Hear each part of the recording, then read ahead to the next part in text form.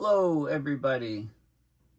My name is Paul Beckwith. A preprint paper has come out recently called Negligible Contribution from Aerosols to Recent Trends in Earth Energy Imbalance. And this is a preprint paper, so it's a preliminary report. It hasn't undergone peer review yet. So that's important, but what's in the paper is so important. I thought it was very useful to actually show you this paper and discuss it because the Earth energy imbalance has greatly increased, and in the, Hansen and other people are showing the importance of the change in aerosols, the cleaning up of the aerosols. Fewer aerosols, therefore fewer cloud condensation nuclei, fewer clouds causing additional warming. But the question is more complicated according to this paper. Of course, this paper has to be confirmed by many other independent groups doing the same research, but it is very important, I think. So therefore, I thought I would do a separate video on it. So let's have a look at what's going on here. So the link's in the description.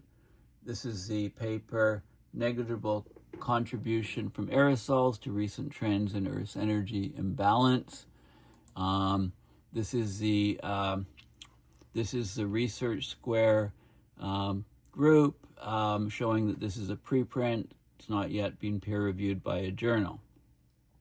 Okay, so let's have a look at the paper here, and I've also got a view here of the diagrams in the paper.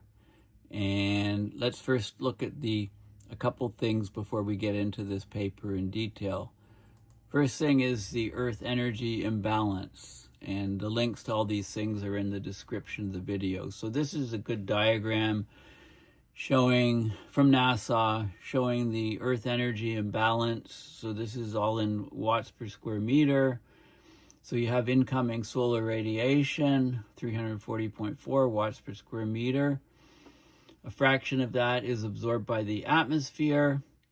A fraction of that is reflected by clouds in the atmosphere. So reflection, the absorption, and then it hits the surface, and a fraction is absorbed by the surface, heating up the surface. And there's also a fraction that's reflected up back to space by the surface. Okay, so that's the yellow lines here. And then you have emissions, the surface heats up, and then you have, so this is the visible wavelengths. Then you have infrared wavelengths that are emitted by the surface. So infrared wavelengths, basically heat emitted by the surface. A big chunk of that is absorbed by the atmosphere, and a smaller chunk continues to go up into space. There's a certain amount escapes up through space in the atmospheric window. We've got clouds that are heated up and re-emitting the radiation here. And then we have the atmosphere, which absorbs the infrared and then re-emits it. And so you have a total outgoing infrared radiation here.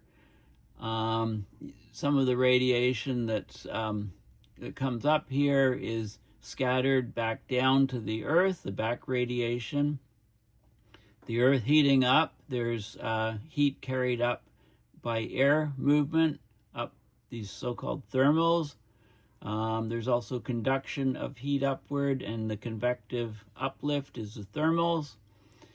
And then you have, from the heating of the surface, you have evapotranspiration in the trees, etc. And there's heat escaping up. This is latent heat, which is a change of state from the gases to liquid. So when you take all of these effects, the net absorption is 0.6. Okay, so this whole this is the whole cycle here. Okay, We also had, you may have heard of the 2022 Hunga-Tonga volcano. This was an eruption and a tsunami in the southern Pacific Ocean. A very large and powerful volcanic activity, volcano, on 15th of January 2022. And it put up, so very high on the volcanic explosivity index. It was described as a magma hammer. The volcano produced a series of 4 underwater thrusts, displaced 10 cubic kilometers of rock, ash, and sediment, generated the largest atmospheric explosion recorded by modern instrumentation. It was a big deal. It was a big deal, and it sent up particles into the stratosphere. There was a large plume of ash, and it went right up high, 8 to 14 kilometer high, 5 to 8.7 mile plumes containing sulfur dioxide, right? So it basically, the steam and gas reaching high levels, climate affecting, okay? Cooling, so we'll get to that. This is a great Wikipedia description of this volcano. So let's have a look at let's go back to the paper. So what is the paper saying? So the paper is arguing that during the 21st century, so from 2000 onwards, the Earth Energy Imbalance, EEI, at the top of the atmosphere, okay, so that's markedly increased. Mainly due to there's been an increase in absorbed shortwave radiation. That's causing the main reason for this Earth energy imbalance, rather than a decrease in outgoing longwave radiation. So there's more and more shortwave radiation that's reaching the surface of the Earth and being absorbed, fewer outgoing longwave radiation. So they've done, previous studies have looked at single forcing or aerosol-only experiments on this Earth energy imbalance. They've linked reductions in anthropogenic aerosols, so fewer anthropogenic aerosols, to this positive shortwave trend. But in this paper, they find that both aerosol radiation interactions, those are direct effects, right? The aerosol radiation interactions, and the aerosol-cloud interactions are indirect effects. They say that those have had a negligible impact on recent increases in the Earth energy imbalance. And they look at this with observations, data observations, and also reanalysis data. So aerosol concentrations have definitely declined in the Northern Hemisphere, but they say that wildfire and volcanic activity in the Southern Hemisphere have resulted in larger aerosol loading in the Southern Hemisphere. And the contrast between the two hemispheres effectively cancels the total aerosol forcing, they argue, saying that there's a negligible global impact on the Earth energy imbalance trend. Okay, so they say that so they look at this in more detail. They look at the compensating effects of Southern Hemisphere aerosol emissions that balance out the Northern Hemisphere reductions of aerosols. Okay, so this is very, very important if true. Okay, it's just one paper. So the Earth energy imbalance at the top of the atmosphere, it's a crucial metric for understanding the state of the climate system. It's an important indicator of climate change. Okay, it's basically the net difference between the amount of solar radiation, solar energy absorbed by the Earth, and the amount of solar energy radiated back into space, because the difference between these two is what causes the warming. So you need to look at both the incoming shortwave radiation and the outgoing longwave radiation. And over the past few decades, so the last 20 years or so, the observations reveal an increasing trend in the Earth energy imbalance, and that's caused record high rises in global average temperatures. Okay, so what factors contribute to this trend of increasing Earth energy imbalance? Right, we need to know that to predict future climate scenarios, warming amounts, etc., and how do we mitigate it? So recent studies show a persistent positive trend in the Earth energy imbalance over the past 20 years, driven primarily by anthropogenic forcing.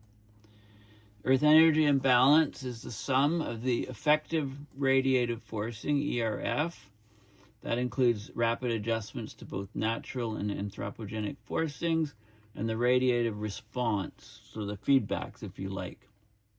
The feedbacks are influenced by global mean surface temperature changes and the climate feedbacks.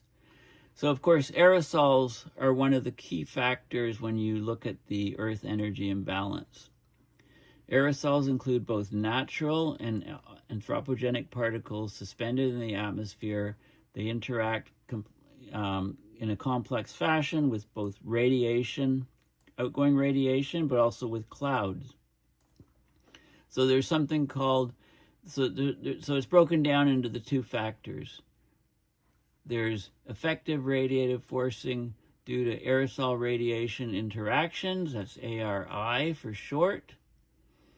And there's also aerosol-cloud interactions, ACI. So the ARI, the aerosol radiation interactions, are aerosol direct effects, like scattering and absorption of sunlight by the aerosols directly. There's also the aerosol indirect effects because the aerosols modify the cloud properties. They influence the cloud reflectivity. Right? If you've got a lot more smaller aerosols, the clouds are much whiter and reflect more sunlight, and are longer lived than storm clouds, which then can rain out. Okay, so they found that using single forcing, aerosol-only experiments, they found the effective radiative forcing due to aerosols show positive trends from 2001 to 2020. And this reduction in aerosol emissions over the Northern Hemisphere have been identified as a key factor in the positive trend of the Earth energy imbalance, with the aerosol effective radiative forcing accounting for about half of the shortwave top of atmosphere trend. But there's model dependence of these. So the study looks at the data. It looks at satellite observations and reanalysis data to look at the effect of the radiative forcing due to the aerosols. And previous research has predominantly emphasized the reduction of aerosol emissions in the Northern Hemisphere, for example, from the reduction of sulfur in shipping fuels. But there's been much less attention to the increase in aerosol loading from wildfires and an unexpected volcanic eruption in the Southern Hemisphere in recent years. So these events in the Southern Hemisphere have introduced large quantities of aerosols into the atmosphere, so there's been an interhemispheric contrast between the reductions observed of sulfur in the Northern Hemisphere and the increase of the aerosols, etc., in the Southern Hemisphere. So they argue in these findings that the aerosol radiative effects of the Southern Hemisphere are large enough to offset those from aerosol reductions in the Northern Hemisphere. So this challenges the understanding that declining aerosols in the Northern Hemisphere would lead to positive trends in EEI. You need to look at the global effects. So that's what they do. So let's look at what they find out. So here's the results. They describe Figure 1A here, and I'll just go to that figure. So this is global mean top of atmosphere flux, the monthly anomalies. And so we have the black line is the center one, reflectivity top of atmosphere. And then if you divide it up into the short wave top of atmosphere, it's a steeper slope. And the long wave is reducing. So the net effect is the black line. And then they look at what's causing this. What are the trends? So this is the net reflectivity top of atmosphere. And the short wave is higher, but then you need to take into account the clouds, the albedo of the Earth, the WV. What's WV again? Water vapor. The ARI is the aerosol radiation interactions. Okay, so the direct effect. This is the direct effect. This is the indirect effect. And then the others is like trace gases, solar irradiance. Okay, this is the long wave top of atmosphere. Okay, so you can do all the sort of the budget, the effects, and to calculate the net effect. So they look at the top of atmosphere radiation, RTOA, short wave, top of atmosphere, long wave, top of atmosphere from various satellite products like the Ceres satellite, Clouds and Earth's Radiant Energy System satellite, and other satellite measurements. And there's a trend of reflectivity, top of the atmosphere, positive slope. So there's a growing disparity between incoming solar and outgoing terrestrial radiation. Okay, so there's a trend. So there's increasing absorption of solar radiation by the Earth system. There's a warming. Okay, and now they look at the components of the shortwave top of atmosphere. They break it down into the components. So they show that in terms of the global mean, clouds account for 67% of the total positive trend in shortwave top of atmosphere. Surface albedo, 25%, water vapor, 7%, aerosol radiation interaction, so that's direct effect, 3%, remaining minus 2% is due to others, right, which I've already mentioned. Okay, so they find this happening. And then they look at the recent aerosol concentration trends, and the spatial distribution, so figure 2. So we'll go back over here and we'll go down to figure 2, and you can see this is the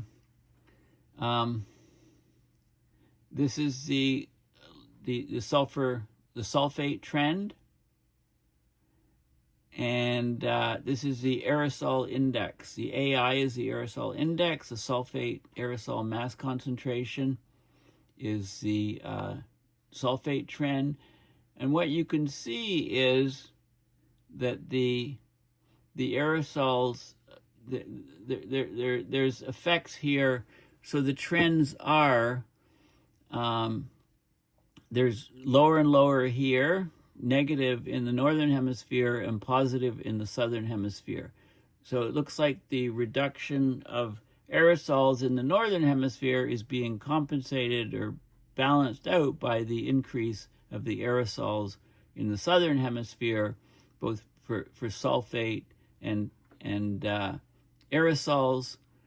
Okay, and then this is these are the distributions from 2003 to present, the anomalies in East Asia of the aerosols, where reds are positive, blues are negative, and the effects of so this is in North America, reduction of aerosols, and what we're seeing here is an increase in the Southern Pacific.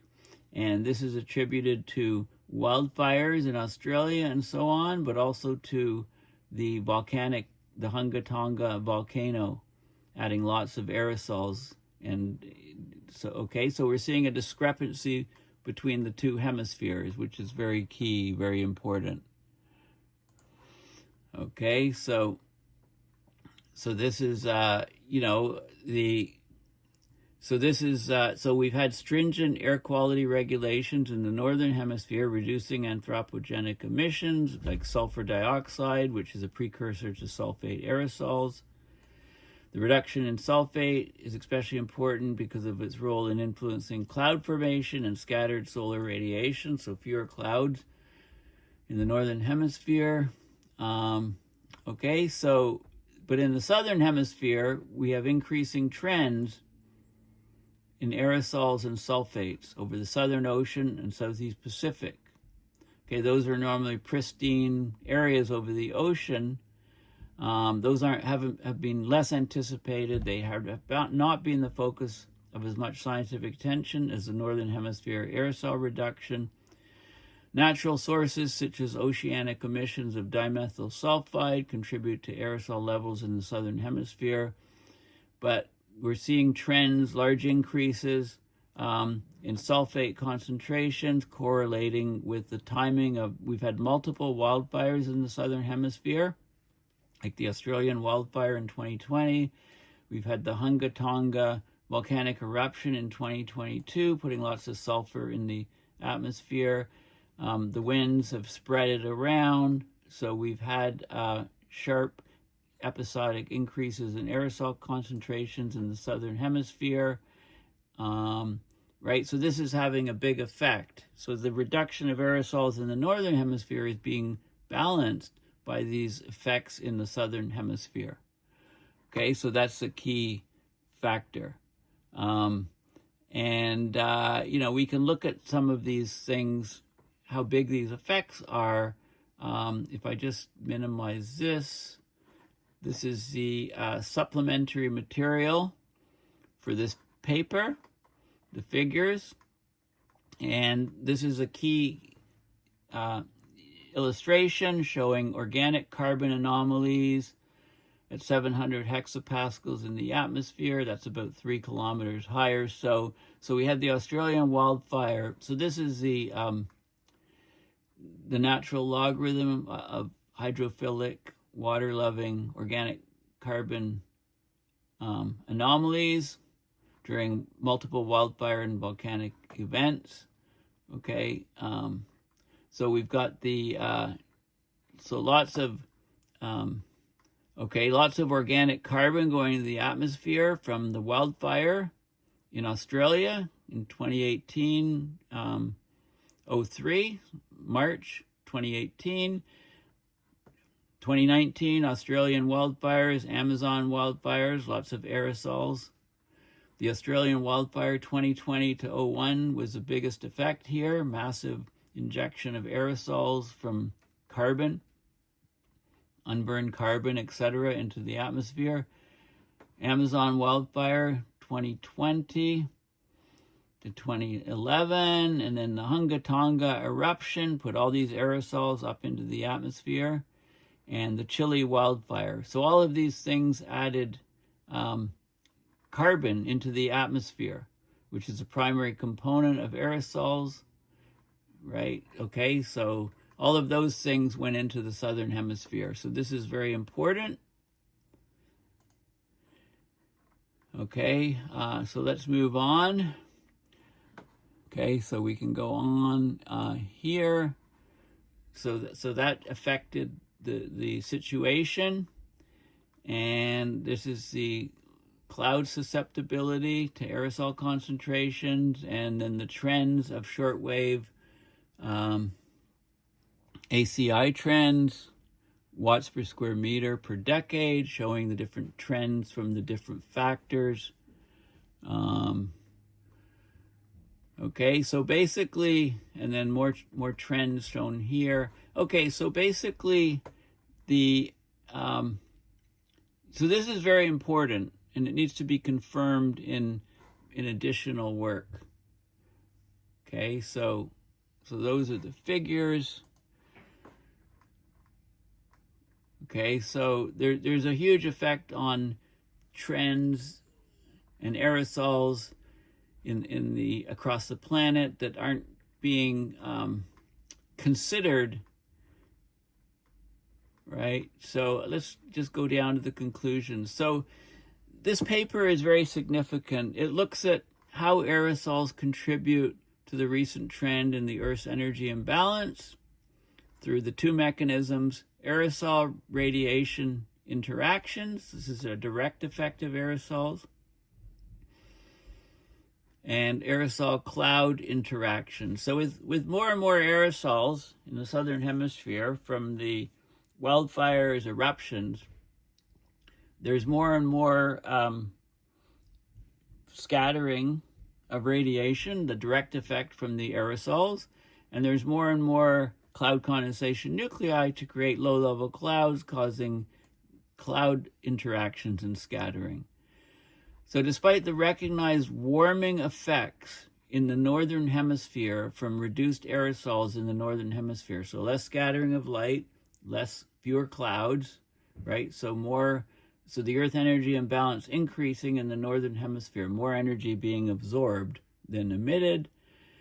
The increase in aerosol concentrations in the Southern Hemisphere from the wildfires, from the volcanic eruption, seems to be sufficient to counterbalance the warming effects in the Northern Hemisphere. So aerosols have played a role in regional Earth Energy Imbalance variations, right? Large increases in the Northern Hemisphere, but they're saying that large decreases in the Southern Hemisphere means that the overall contribution to global Earth Energy Imbalance trends has been minimal over the past few decades. Okay, so this is this really throws a wrench in the climate system. So they talk about, well, what's causing this accelerated warming if it's not just from the aerosol effect? And they talk about natural variability. They talk about cloud feedbacks. They call a shift from negative to positive, Pacific decadal oscillation, right, and so on. So these are key sort of things. So this is really, I think it's really important paper, but of course it needs to be confirmed, it needs to be verified, but it really does add additional questions to the effects of the aerosols on the acceleration of warming of our planet, the effects of clouds, the hemispheric differences between North and Southern Hemisphere, et cetera, et cetera. And they talk about, how they collect the data, the series Clouds and Earth's Radiant Energy System data, top of atmosphere, and then they talk about other data sets and so on. The MODIS data, moderate resolution imaging spectroradiometer, data from both Aqua and Terra satellites, which are a proxy for aerosol concentrations, right? So they do it. So this is quite a detailed study, cloud droplet numbers, how clouds are changing, etc. So it's a very detailed study, which needs to be confirmed, by additional work. I mean, it is very important because it's showing that the aerosols are not having the global effect that we tend to think they're having, because if we're just focusing on the Northern Hemisphere reduction of sulfur in shipping fuels, for example. So this is very important because, of course, you need, the larger the Earth Energy Imbalance, the quicker, the more that the warming can accelerate, right? If more and more energy, solar energy is absorbed in the Earth system and less is radiated out as longwave radiation, coming back to this image again, then we really need to look at what's happening. The picture's more complicated than you might imagine. Anyway, thank you for listening. Please go to my website, paulbeckwith.net, and donate to PayPal to support my research and videos. And also make sure you follow me on the large number of social media sites that I'm actually starting to post all my videos and have discussions with. So thanks for listening. Thanks for your support. Bye for now.